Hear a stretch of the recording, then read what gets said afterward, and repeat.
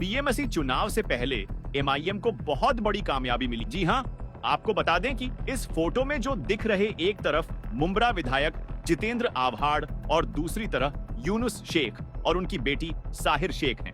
कल यूनुस भाई और साहिर ने एआईएमआईएम का दामन थामा है। क्यों इन्होंने मजलिस का दामन थाम लिया और क्यों अपनी पसंदीदा पार्टी, जिसको लंबे समय से लेकर कड़ी मेहनत और परिश्रम से उसको मजबूत किया और साथ ही मरते दम तक एमआईएम के साथ रहने की कसम भी खाई है। पार्टी के साथ वफादारी करने के बावजूद मेरे वालिद साहब को 26 साल के बाद और मेरी 6 साल की मेहनत और जद्दोजहद के बाद जो मैंने ग्राउंड लेवल पर काम किया, उसके बावजूद भी हमको झूठे दिलासे दिए गए। बोला गया कि आखिरी दिन तक हमको टिकट दी जाएगी, बट हमारे साथ धोखा किया गया और उस धोखे की वजह से मेरे वालिद साहब को हार्ट अटैक आया और मैं अकेली पड़ गई थी। मेरे पास कोई ऑप्शन नहीं था। जब मैं फॉर्म भरने गई तो अल्लाह ने 3-4 पार्टीज खड़ी कर दी हमारे सामने।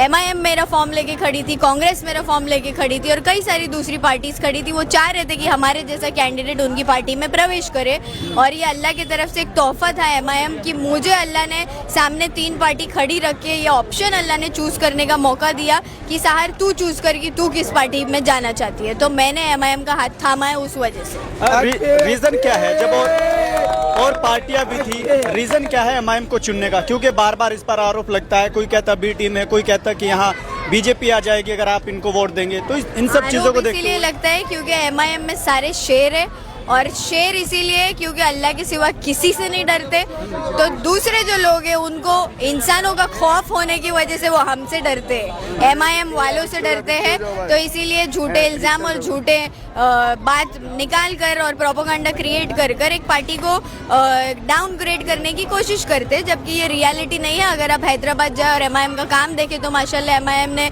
नौजवानों के लिए, लड़कियों के लिए, औरतों के लिए, बच्चों के लिए कई सारे यूनिवर्सिटीज, हॉस्पिटल्स और सारे फ्री के इंतजाम, हॉस्टल्स वगैरह करके दिए। तो मुमरा में भी कई सारी रिजर्वेशन की ज़मीनें हैं जिस पर यहाँ के बिल्डरों ने और सत्ताधारी पार्टियों ने मिलकर बिल्डिंगें बना ली है। तो हमारे नौजवानों का मुस्तकबिल के बारे में कौन सोचेगा?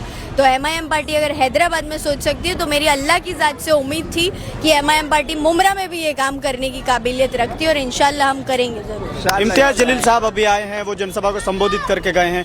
कई लोग जैसे वो भाषण दे रहे थे, तेरा मेरा रिश्ता क्या, ला इलाहा इल्लल्लाह, तो बाहर खड़े लोग कुछ ऐसा कह रहे थे कि ये सिर्फ आते और कलमे की बात करते हैं, यानी कि धर्म को राजनीति में लेके आते हैं। उनको क्या कहेंगे आप? ये धार्मिक राजनीति नहीं है। आपने नहीं देखा कोई और भी पॉलिटिकल पार्टी भाषण स्टार्ट करने से पहले कोई जय श्री राम बोल देता है, कोई कुछ और बोल देता है। सब धर्म का अपना अपना एक ये होता है और इजहार करने का तरीका होता है, अपने भगवान से कनेक्ट करने का तरीका होता है। हम अल्लाह से उस तरीके से कनेक्ट करते हैं तो हम अपने भाषण के पहले या तो अल्लाह का नाम लेकर शुरू करते हैं, बिस्मिल्लाहिर्रहमानिर्रहीम, या फिर हम बोलते हैं तेरा मेरा रिश्ता क्या, ला इलाहा इल्लल्लाह। तो इस बार आपको टिकट मिल गया यहाँ से, क्या मुद्दे हैं जो जनता के बीच आप लेकर के जा रही हैं?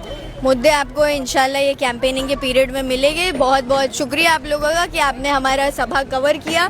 अभी हम थोड़ी सी घाई में, काफ़ी सारी आवाम रुकी और मैं आवाम को रुकाना नहीं चाहती। दुआओं में याद रखिए। जज़ाकल्लाह खैर। अल्लाह हाफ़िज़। आपकी जानकारी में इजाफा करते हुए आपको बता दूं कि इन्हीं लोगों की वजह से आज तक जितेंद्र आव्हाड इलेक्शन जीतते आए हैं। उसके लिए तो बड़ा मुश्किल दौर शुरू हो ही गया है, मगर साथ ही साथ यह भी नया दूं कि अब ये हुक्म का इक्का एमएम के पाले में है। अब इंशाअल्लाह बीएमसी के साथ साथ अगले इलेक्शन में भी ये सीट एमएम के खाते में होगी। बाकी मुंबई चुनाव से जुड़ी और भी मजेदार वीडियोस पाने के लिए सब्सक्राइब और फॉलो करना मत भूलिए।